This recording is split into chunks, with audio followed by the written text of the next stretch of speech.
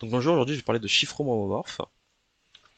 Donc la définition d'un chiffrement homomorphe, c'est en fait un chiffrement qui va permettre à un client de chiffrer ses données et d'effectuer sur ces données des opérations.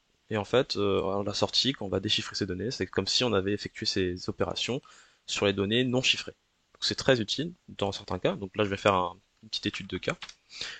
Donc une petite étude de cas. Donc imaginons je suis PDF d'EDF. J'ai plein de données sensibles et mon problème c'est que j'ai pas d'ordinateur pour faire des opérations sur ces données-là. Mais j'aimerais bien en faire une petite opération. Donc là j'appelle mon ami Franck d'IBM. Je lui dis bon écoute Franck, j'ai un problème. En fait j'ai pas les capacités matérielles pour effectuer un petit calcul sur mes données, mais j'aimerais bien que tu me fasses une opération sur ces données-là. Donc moi je vais pas lui divulguer les données, c'est des informations sensibles. Je vais pas du tout lui divulguer mes informations. Donc, ce que je vais faire, c'est que je vais chiffrer ces données et je vais lui envoyer. Donc je lui envoie les données, Franck qui me renvoie mes données avec l'opération de fait dessus, donc moi je suis content, et Franck aussi car il reçoit de l'argent.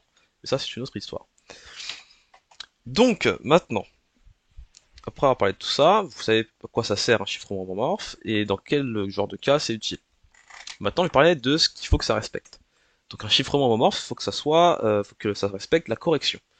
En fait la correction c'est dire que quand on chiffre les données, ces données chiffrées, avec l'opération de fait dessus, après avoir fait le déchiffrement, ça va être à peu près égal à si j'avais fait les opérations sur les données non chiffrées.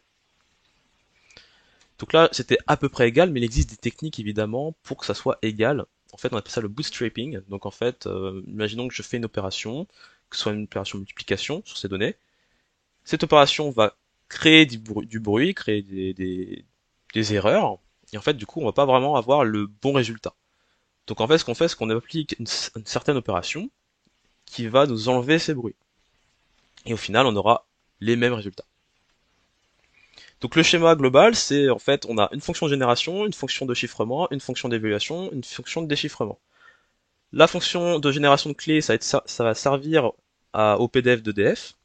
Il va générer sa clé. Ensuite, il va utiliser la fonction de chiffrement ENC pour chiffrer ses données. Il va les envoyer. Du côté serveur, du côté IBM, on va utiliser la fonction évaluation qui va nous permettre d'évaluer avec en fait les données chiffrées, l'opération, donc ça va être C.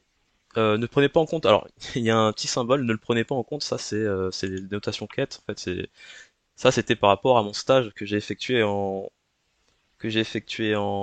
physique, enfin en informatique quantique. Donc, faut pas prendre en compte. Ici, on n'a pas d'état quantique. Voilà, c'est pas très important. Oublions. Mais voilà, donc on utilise donc les données chiffrées et l'opération, et derrière, on renvoie donc les données chiffrées avec l'opération de fait dessus. Ok. Et aussi la fonction de déchiffrement, donc là c'est encore du côté EDF, on déchiffre les données qu'on a reçues avec l'opération de fait dessus, tout simplement. Donc voilà, c'est tout pour la vidéo d'aujourd'hui, à la prochaine, et si jamais vous voulez qu'on fasse une vidéo, cette fois-ci, pas d'explication, mais d'application, avec le code, etc., je peux vous la faire, n'hésitez pas à me le dire en commentaire.